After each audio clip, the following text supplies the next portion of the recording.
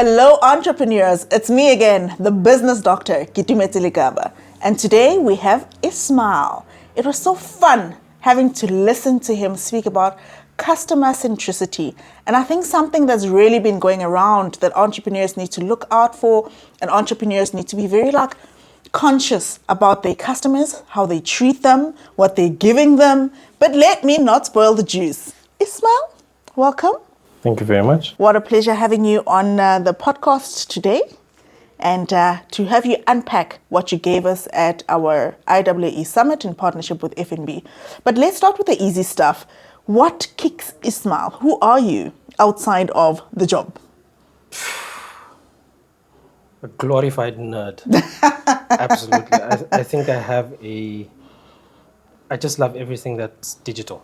Mm-hmm. And so majority of the time, if I'm not spending it with my kids and my wife, I am on the computer building something. What's your latest craze app? What app are you now binging on? Well, it's one that I developed for Immersion Group, actually, mm-hmm. which is, it takes natural language from online reviews, mm-hmm. Contact center transcripts, stuff like that, and it turns it into customer journeys. For the people that don't know, Immersion is the company that you are the managing director of, if I'm not mistaken. I've been told, yeah. Tell us more about what that company does. Well, it's an experience innovation company. So it does everything required to improve your customer experience, to improve how your platforms work, to improve the way people engage with your brand and your propositions. So everything from research to digital strategy to execution to finding out what's the best way to organize buttons on your screen. So we cover everything that the customer touches. So tell me how you got into that. Was there a specific customer experience that you had where you thought, surely something could be done here? And how did you end up getting into that space? Well, by trade, I'm actually a graphic designer. Okay. So I studied graphic design. My first job was in a studio in Port Elizabeth. Or in GQ, sorry. And one client came in, I think it was a company that sold printers, if I'm not mistaken. And they asked my boss at the time, we need a website. So she came to me and she said, we need a website. And I was forced to grapple with how to take traditional print stuff and get it on the screen. And I think my love for digital just went through the roof at that point. And naturally, when you start looking into digital, it has to do with the way people behave. And so naturally, just the customer-centered part, understanding how it works, the theoretical or the academic side behind it follows through. And then it just became an obsession after that. Sure. And when we were at our IAAE Summit, you said something along the lines of the last experience that you have with a brand is your expectation, your most recent expectation. How do you see that panning out within the South African context? 100%. So that when I was at IBM, that was a quote that one of the senior vice presidents, I think her name is Bridget, she sort of gave that quote, and that just, it haunted me because I couldn't get around the idea that almost digital is very competitive. Yeah.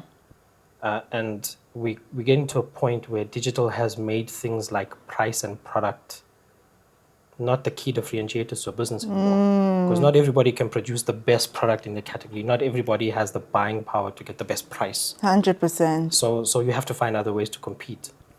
And experience is one of the ways in which people can compete now. The problem with or at least why I like the quote and the problem that it presents is because it demonstrates how competitive it actually is. Sure. How much you actually need to fight for a customer. Yeah. And whether you're a big enterprise with 20,000 employees or whether you're a small business with 10 people, it is the same fight. There's no getting around it. Actually, it's more difficult if you're a smaller business to get a brand to be sticky and to compete at an experience level.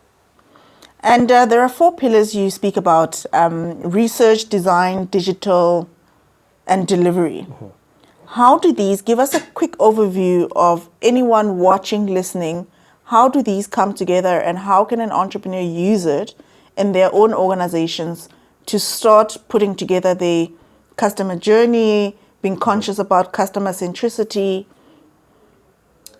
If I could think of it as like a loop, like a circle, you know, from research, design, digital, and delivery all the way around. It's something that's continuous. It's not like a. I know it's usually presented as like a linear process, Yeah. but it's actually a very. It's continuous. It's an iteration, right? It's like every day is a prototype of that. And the research never stops, I'm assuming. No, because like if you're an entrepreneur and you have a business, it might be something where, you know, it's like high value business. You might have created maybe a company that does, you know, invoicing, for example, or you've got a catering company, or you've created something a little bit bigger. So in the early business cycle, you know, you're starting to scale, Yeah. and so you have a lot more employees. Your need to understand what is good about your proposition and why people keep buying from you is very important. And sometimes the reason you believe people are buying from you is because you have a good product. But that might not always be the reason why people are buying from you. So to understand the nuances and the subtleties behind the buying behavior of your business is really important. You need to use that to improve On you what do. you're really giving them. Yes, you have to use it as an input to improving how you serve your customers. The digital side is maybe not as integrated in all businesses, but I think if you're not leveraging it, you're going to lose out. And I specifically mean this from I'll give you an example. I Yeah. think, and I might be a bit off on the numbers, but when Instagram got purchased for $1 billion, it had like 13 employees. Sure. That's the power that digital gives a small business. It helps you scale as if you have 1,000 employees. And so to find out how you can take your products and services to a broader set of customers and start looking for maybe different segments, you know, Yeah. different people to actually sell to, where your products and services solve like a foundational need, is very important. I think you have to leverage it if you're going to get, because if you have a physical store, and I give the example, if you have a physical store and 50 people walk into that store every day, it's 50 people. That's your maximum capacity. If you start taking orders over the phone, that will increase. That increases. But if you go into something that's completely distributed, like digital, you could be a 10-man team serving 1,000 to 2,000 customers a day. And that's a very good engine for growth. I see. And then delivery means if you tell your customers something about the quality of your business, the price of your business, or the services behind your business, make sure you deliver it. And then that loop starts again. I see. Yeah. So that's how I would frame it that way for everyone. And what's the best way to try and get intel or research on what your customers need? What is the best practices and what is used out there where customers are actually giving the feedback? So there's a lot of ways in which you can do that. Most of the time, it's more of a listening activity than anything else. You know, big enterprise companies do this on their social media, for example. They have social media marketing teams. They have research teams that specialize in consumer insight. They have a lot of capability behind understanding customer behavior, even entire departments that deal with segmentation, for example. When you're a medium-sized business or like early stage business where you're just starting out, because of the way you interact with your core customers, your ability to get feedback is actually better and higher quality than trying to deal with a survey that you sent to 10,000 people. I see. So the first point of call in terms of understanding what your customers are saying is the active listening to customer feedback, but you have to prompt the feedback. So some customers are very open. They'll tell you, look, this is, I really love this thing. I'd like 10 more, for example. But some customers are very passive. They buy from you, you know, you invoice them, you get paid, and then you don't know when they're coming back.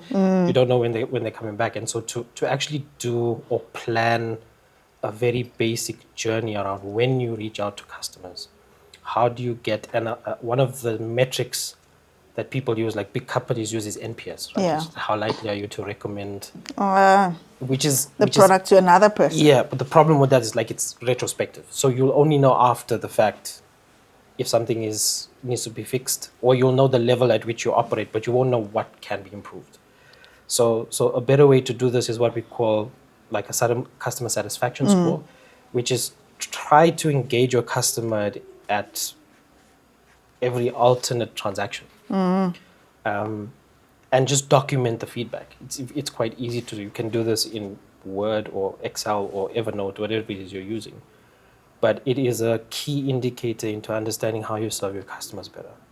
Don't make the mistake of going into ChatGTP and saying, what's the latest trends for my kind of business in Brazil and India? Because that's not going to help you.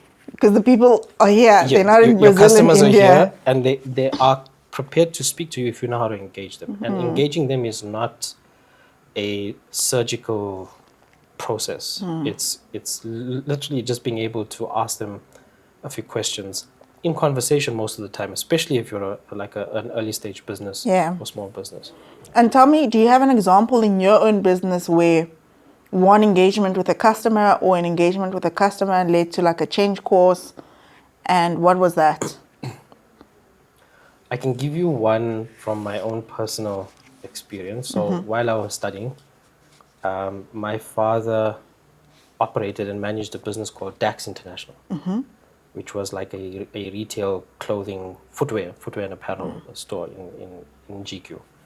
So what I would do in the afternoons is just work the floor, help pack boxes away. Usually there's like a new load of Nikes come and you have to like stack them by size and stuff like that. And one of the issues that we had was lay-bys, right? The lay-by is like, I think that's a uniquely South African, I don't know, but lay-bys is a massive thing. And the problem that occurred from a customer perspective with this was, let's say somebody comes in today, they buy a all-star, high black canvas, as you typically would, and they put a lay-by on it. So what we would do is we would wrap the box up, like tape the box up, take the order number from the POS system and write it on the box, and then store the box away. Sure. And the person comes in the next month and pays the lay-by, and then comes in on the final month, like a 3-month lay-by, to pay the last amount. And then we go to take the box out, and it's either not there or there's only one shoe. Oh, no. And this was quite a massive frustration because of the amount of customers that you had. I would say there was a 50-50 split between people that walked in with the cash to buy versus the lay-bys. Versus the lay-by. So this at the time I was studying design and I was getting into digital experience and stuff like that. And I thought about the problem. And one of the things that actually occurred to me was the reason why some of it was happening. And this came to speaking to the people who are doing the selling. Yeah. So the guys in the store were basically saying that a lot of the time customers come in with cash and they can't find the shoe in stock, the next place is to check the lay-bys. And that would mean that if they find it, they're going to sell somebody else's shoe. Oh, no. And then we have to deal with a customer that walks into the store, comes and makes the final payment, and then we don't have their shoe. So when you look at that journey of the sales journey, it's a request from the customer. The first check in the process that you do is to check this where the most immediate stock is. And then the problem is that they can check the lay-by section. So we just locked the lay-by section. Completely eliminated hundreds of customers walking in and us not being able to serve them, or gaining the reputation of don't go and take a lay-by out at this shop because after 3 months you're never going to get your shoe. Rather go to this or X store. So that was quite an easy fix. And then what we did after that was to actually make sure that when the customer makes a lay-by, that we check that the shoe exists in another store. That there's always backup stock. That was done in like 3 days. Sure. Figuring out that problem, making the change, and then seeing different results. Nice. But for people that have products where customers are giving feedback around product, how far does it go? So do you pivot your whole product? Do you change product if customers are telling you to change it from the feedback that you're getting? Because I think from a process perspective, it's probably an easy change to fix process and to fix internal. But what about customers that sit and they're like, my customers are asking me to change a product, change a name because they don't like it, or change something quite fundamental in what they're offering. How far does that go? That's a tricky one. So if you're producing your own thing. Like you have full control. It's not like a shoe store where, a brand comes and drops off a thing Yeah. and then you're reselling something. If you actually produce your product or majority of your product and you're getting that level of feedback, your first assessment is to size how big that problem is. Because if you have maybe like 2 or 3 big buyers Yeah. who are saying it, but like 90% of the rest of your customers are not saying it, then it just means that there's a part of your customer base where the voice of the customer is just louder, not necessarily as big. They're not as Gotcha. loud as the size of the problem. Got you. Versus in places where you might be getting that feedback across the board, and then you need to figure out how to adjust. There's 2 ways to do that because it's not always easy to change like a foundation product. You either have to figure out a new use case for it, or you have to turn the constraint into an advantage in some way. And that comes to ideation, that comes to the design phase, which is like, how do you find problem solution fit for this? An example is, I think there's a case study for Nike in, I think it's Korea, if I'm not mistaken, where they had the problem of people spending like hours queuing outside stores before the launch of a new Yeah. shoe. And this was not just a problem for Nike, but it was also a problem for the retailers themselves because of the amount of people, the things that can happen when you have lots of like big crowds trying to get into a store that's that big. So in this instance, they created a way to queue with like a digital emoji. Sure. So they gamified the problem that they were seeing in their customer base and people complaining about being able to queue. I know that's like an elaborate example of it, but if you understand the size of the problem, it becomes easier to deal with in terms of how you can fix it or how you can reposition or communicate to your customers how to get around the problem. So there are instances where you can literally just change a product or change an offering because of customer satisfaction or customer non-satisfaction. Yeah, so it's either there is a general rate of improvement across your products, so your products are actually getting better, or your product is quite static and you have a lot of it. So for example, what's a good example of this? Like if you make furniture Yeah. and you went and made 100 chairs and you're trying to sell the chair and then 50 customers come back and say it's extremely uncomfortable. Like that's a very difficult problem. Your next iteration It has to be different. will have to be different. It has to account for that feedback. And you need to ask customers like what's actually uncomfortable. Like, is it the armrest? Is it the cushioning? Is it, what's the actual problem? But if you're not in that kind of where the object is static or pre-built, even in services, it would be much easier to change. There are easier Gotcha. ways to pivot. There are easier ways to design services around solving the product. A good way might be like if you do health and beauty products and customers are complaining that I buy this shade, but maybe it's not, it's supposed to work well with my skin tone, but it doesn't. That's your opportunity for makeup tutorials on how to use the product more effectively, not necessarily having to now reformulize What you have in stock. what you have in stock. Yeah. Okay. And then how do you, once you've made the improvements on products or you've listened to your customers, how do you then roll it out? Because, just to avoid like the cancel culture that we have and customers saying, oh no, I'm not going back there. Don't tell me about your improvement. I'm definitely not going. How do you roll out the improvement and the new product or service that you have?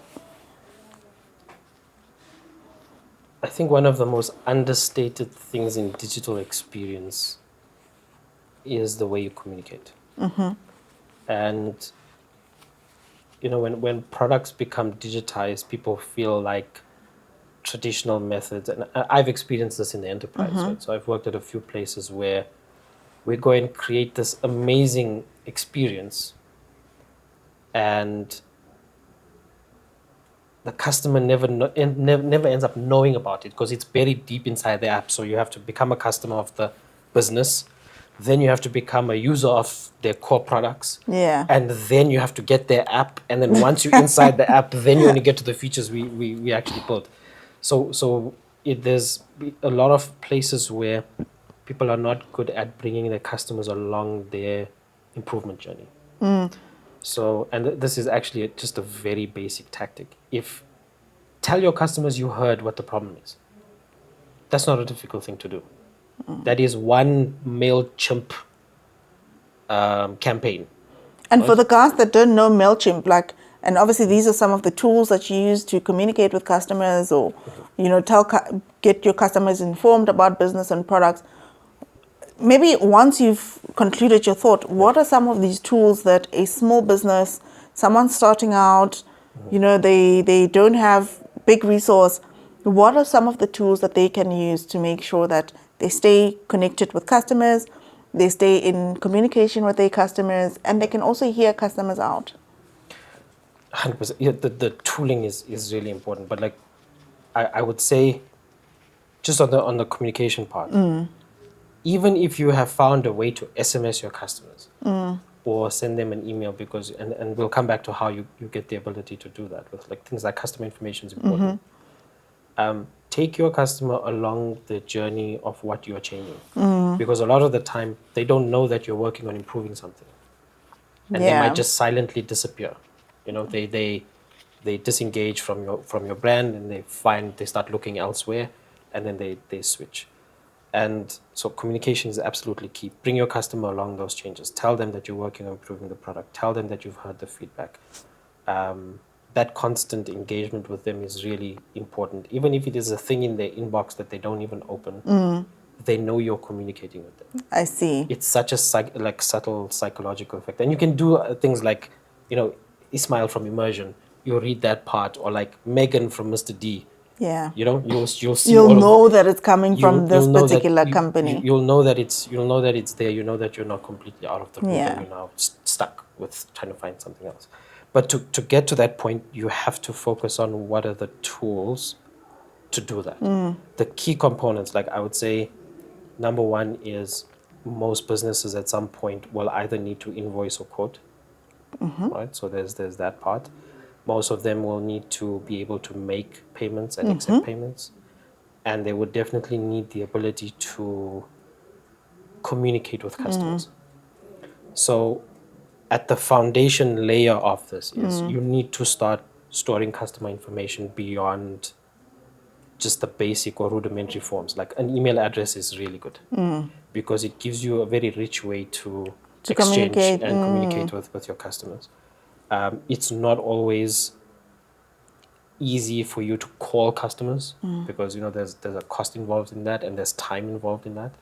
So things like finding a way to communicate via email or SMS with your customers, or even, I mean, WhatsApp for Business is free, right? So creating your customers are a community of your business. So being able to engage with them and speak to them is really important. So whether it's WhatsApp for Business or whether it is some other kind of email campaigning tool that you can get hold of, it's very important at a foundation layer that you start storing customer information. Big companies call this like big CRM systems, right? Customer relationship management systems. For you, it doesn't need to be that big. You just need to be able to keep it safely. Gotcha. And let customers know that you're using it for that purpose. And how do you track these? So I have my customers, I've stored their information, I'm communicating with them. How do I track how all of this effort or where the effort is going? There's a couple of ways you can do it, but I'm going to be very honest with you. I don't know how to phrase this nicely. And I'm just giving you my view. Phrase it as it is. My view of the world. The ecosystem for tools for small businesses to be effective is really bad. There are only a handful of really good ones. And you know, one of the things that I'm extremely passionate about is the small business market, right? As the term goes, or let's say like the SME market. It's one of the things I feel are probably the most underserved, not just in things like funding mechanisms, the way they're scored from a credit perspective, just the baseline tooling for it. It's you go from, I think in the enterprise market, pretty much every kind of sophisticated tool you can get exists. You can get it, and they can afford it. And they can afford it, right? And if you're a scaling business, if you're a small business, you started off with maybe a couple employees, maybe you're getting to around 50 or whatever the case is. It can get incredibly expensive, like being able to pay employees, running payroll, being able to generate invoices, being able to do quotes. There's a whole ecosystem of being compliant from a tax perspective. it's not good. That ecosystem is not good. So I think there is a great opportunity. Maybe my next project to build outside of Synergy is probably a platform for entrepreneurs specifically, not a marketplace. Marketplace means you just go and sell. What I mean is a platform that makes being an entrepreneur in South Africa great. That doesn't exist. So I think that's a huge space. And along with that, there's a whole ecosystem of tools underneath it. Yeah. A good one for invoicing and quoting is an app called Craft. So I think it's the website's mycraft.financial. Does all of the things that you really need from an invoicing and quoting perspective, and also has that CRM capability. So in one small thing, that's one of the decent Tools that you've experienced. that you can use. The problem is small businesses probably have a very difficult time in paying for all of these stuff. Yeah. And then managing it, secondly. So that's why I think there is a very big underserved need where it's not clear how to organize your operations as a small business, where these things can be managed effectively, and you don't have to spend 16 hours a day, with 8 being your work day and then the rest being the administrative part of your business. Sure. And let's go back to, so in your masterclass, you were speaking about the importance of having a differentiator from a customer centricity perspective. And you gave the example of Chicken Licken and their hot wing. The wings, yeah. And which I loved, by the way. Let's get into that. How important is it to have that differentiator that, entrepreneurs hear value proposition and they're just like, unique selling proposition, another, what do you call this thing? Another term that, the people want. Something distinct. And another term for a business plan or whatever it is. But how important is it to have that differentiator as an entrepreneur? So I'll bring back to those things. There's price, product, and experience. Yeah. There are some entrepreneurs who are like absolute hustlers. They're the ones who can get good commercial deals, and the value that they bring is probably they can outprice anyone. Then you get people who are finding ways to create better products, right? And then there are people who create exceptional experiences around their whole business. So finding the thing is great. Your first purchase is great. And the product is great. You got the trifecta. So if one of those things are not distinct, you're really going to struggle. It's going to be very, very hard to actually catch anyone's attention around asking the question, why would they choose me? Yeah. Why would they choose my business? If you could sit back as a solopreneur or entrepreneur or small business owner and answer the question, like, why am I unique in my space? What do I offer that is better? Not the best, just what do I offer that is better than most? If you can't answer that question, you're going to have a very difficult time staying competitive. And if you're not competitive, you're going to struggle to be sustainable. Your pipeline is just not going to be the way you need it to be. And then eventually when you do get paid for something that you do and you invoice your customers, this is the other thing people don't. You don't always get paid like the day you send the invoice. Right? Sometimes collections is like 60 or 80 days after the fact, and you got that cash flow problem for small businesses that sits in between that. So if you don't have a way of keeping customers and a way of being distinct and competitive, even if you don't have to be in the top 5 of whatever you do, you just have to be better than, I think, what's the analogy? Like if you're running from a lion, you just have to be faster than the person next to you.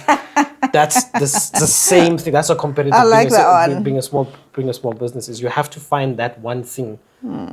It's very difficult to do it on price if you don't have like big buying power. Yeah. But you can absolutely make the experience around your business better. That's completely in your control. And that can be, and I guess from an experience perspective, that can be your hot wing. That can be your hot wing. That can be the one thing that becomes so distinct about you that's the thing that people will buy, or that's the thing people will think about you. My wife the other day, she was, for Mother's Day, I think she ordered from Checker 60 and she got a little bottle of something that had the Mother's Day thing on it. She's probably spoke about that for about half an hour. So like it doesn't necessarily mean like you have to like reinvent the entire wheel, Yeah. but just it's a part of the experience that makes it better for your customers, even if it's in small ways.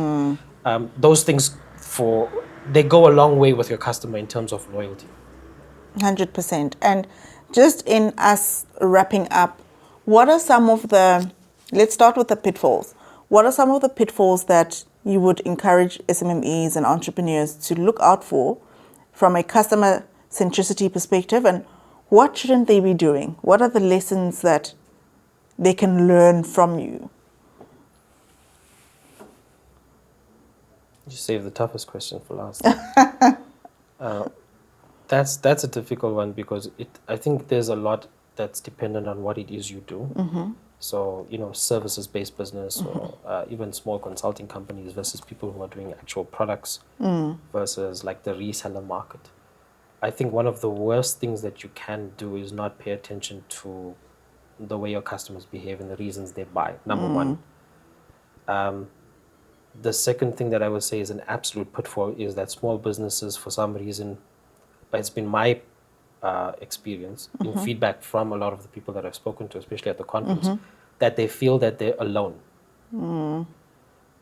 Big businesses partner all the time. True. Right? You'll see two logos in a lot of posts that say, hey, we're doing this new great thing between the two. I think one of the pitfalls I've seen is that small businesses don't collaborate enough. And by size, just the sheer amount of people, there's more of them. So there's opportunity for way more partnerships. 100%. Which might be a feature in that platform that I might build for entrepreneurs. But I would say those are the two main things. You can partner with other businesses, even though it's extremely competitive. And you should never, ever lose the engagement point with your customer, because the minute you're not getting feedback, you're driving blind.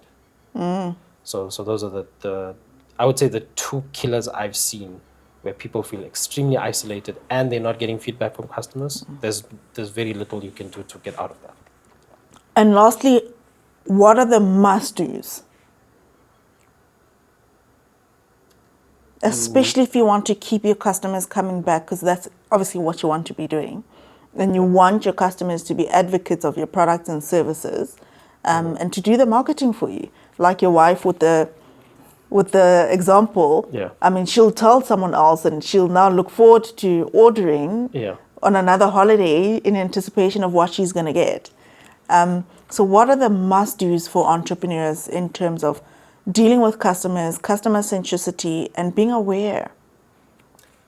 So I think on the communication piece, it's really important to keep a good frequency of engagement with your customers, not spam, obviously, but if there are new offers or things that are relevant to your customer base, and a lot of the tools that we use, like the one that I mentioned, I said it's not great, but the ones that do exist do a pretty decent job.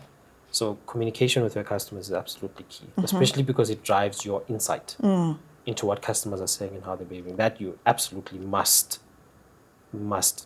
If you're not already doing it, you must do it. And if you are doing it, you need to do it even more. So that's the first one. Make sure that you have a pulse on communicating and engaging with your customers. The second would be, what's the right way to describe that? Say it as it is. Of course, don't swear, but... Yeah, I was going to say, it's not always easy to be excited about stuff. When and this is like the culture of small business, it's hard. And sometimes it's very difficult for people just get into operational mode of going through the day by day, just trying to get through the day. 100%. I think you have to find a way to keep yourself energized and motivated when it comes to scaling your business. Because the minute you're not as invested on a day-to-day basis in it, the first people that will see the result of that is your customer. True.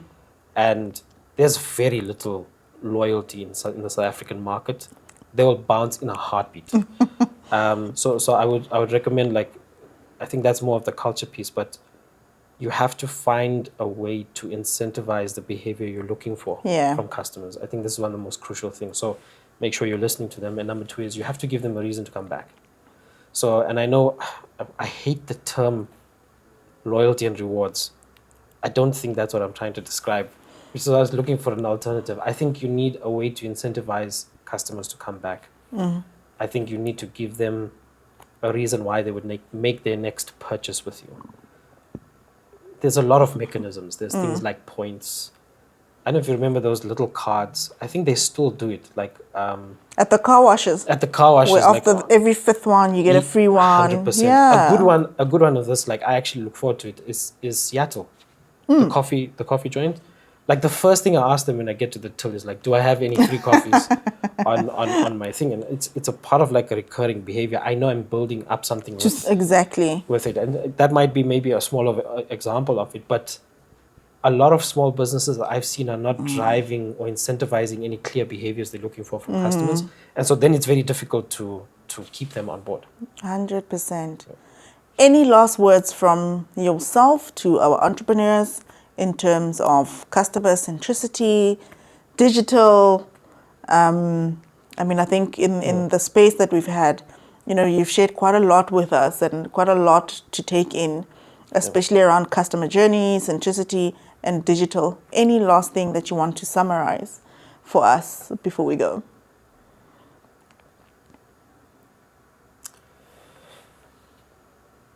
I know it sounds daunting, but it's not actually that difficult.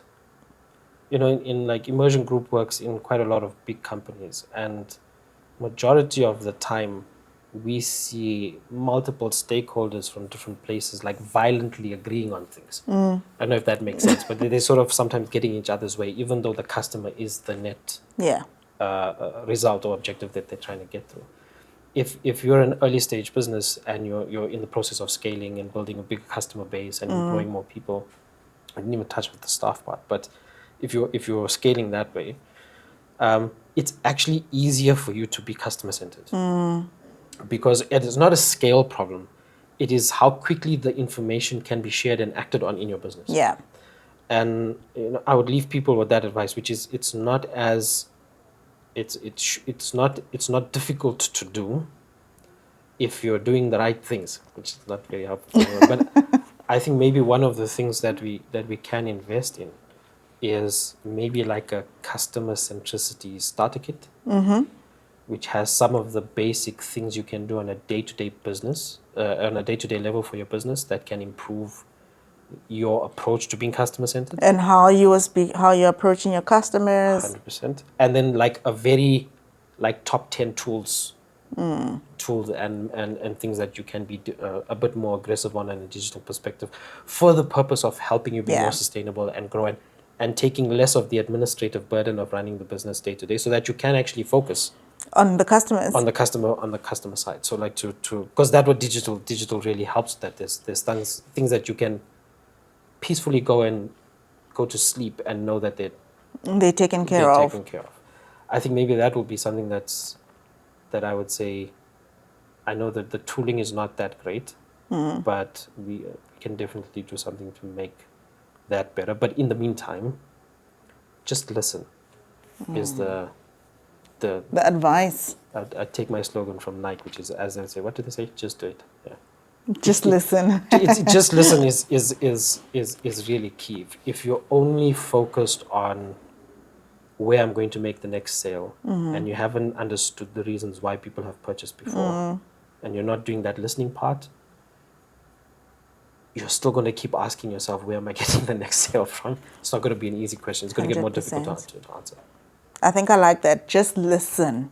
And I like what you say just around listening to your customers, understanding what we call your hot wing. The 3 Ps, what were they again? Price, product, and experience. And experience, PPE. So price, product, and experience. Making sure that, in your words, you are running, if a lion is chasing you, you are running faster than the person behind, than the person that you're with. So that you can also be competitive in the market, and you can also be competitive from a customer experience perspective, and customers can validate your products for you. At least two of those things must be working really well, from price, product, and experience. I love that. And using digital to also help you scale in your business, just making sure that, and that analogy that you used around, with the right digital tools, you can have 10 employees in your business and scale, as opposed to trying to scale with multiple employees without the digital tools. So thank you so much, Ismail. It was very informative, a lesson for me too, having you on the podcast. So we really, really appreciate your time. It's a lesson for me every time as well. So I'm glad I can share what I can, and just listen. Thank you. Thank you so much. That's cool.